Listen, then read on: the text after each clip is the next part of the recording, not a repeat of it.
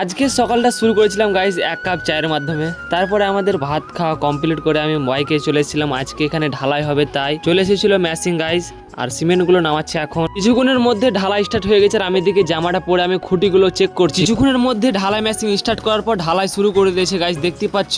তারপরে একটু সবাই গরমে রেস্ট নিচ্ছিল। এইদিকে ঠাকুমা রান্না বান্না চালু করে দিয়েছে আর আমি দেখছিলাম খুঁটিতে কিভাবে ডান্স করে। দেখো গাইজ কিভাবে নড়ছে খুঁটিগুলো, দেখতে পাচ্ছ। এগুলো ওপর থেকে মশলা পড়লে নড়ে গাইজ। তারপরে আমাদের হাফ ঢালাই হওয়ার পর সবাই ম্যাচিং বন্ধ করে পা হাতটা ধুয়ে গাইজ মুড়ি খাওয়া দাওয়া করে নিলাম। দিন আগে কাজে এসেছিলাম, তার জন্য কিছুটা মশলা বেঁচে গেছিল, তাই আমি ঢালাই লেবারকে দিয়ে ঢালাই ম্যাচিং এ দিয়ে দিয়েছিল গাইজ। ফাইনালি আমাদের ছাদ কমপ্লিট, শুধু সিঁড়িটা বাকি রয়ে গেল। কিছুক্ষণের মধ্যে আমাদের সিঁড়িটা কমপ্লিট হয়ে গেলে আমি চান করে গাইজ ভাত খাওয়া দাওয়া করে, আমি একদিন আগে বলেছিলাম আমার ব্লগে যে আমি ছাদটা ঢালাই হলে বাড়ি যাব, কিন্তু গাইজ বাড়ি গেলে হবে না, আর একটা ছাদ আছে, ছাদটা ঢালাই করে এবার সত্যি বাড়ি যাব গাইজ। কেননা আমার আশা হয়ে গেল প্রায় 2 মাস থেকে 2.5 মাস হতে চলেছে।